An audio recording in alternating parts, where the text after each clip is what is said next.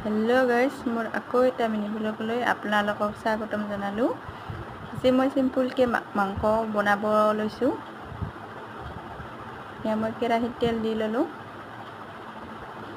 আলুখিনি প্ৰথমতে ভাজি ল'ম। গৰমত ঘামি জামি অৱস্থা নাই। পিঁয়াজখিনি অলপ ভাজি লৈ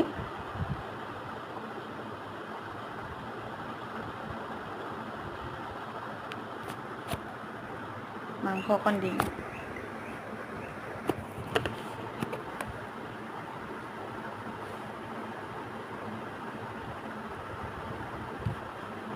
মাংস অকণ ভাজি আছোঁ মই।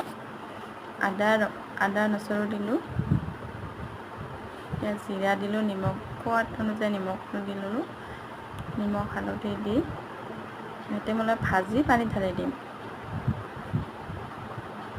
তাৰপিছত মাংস মোৰ হৈ গ'ল।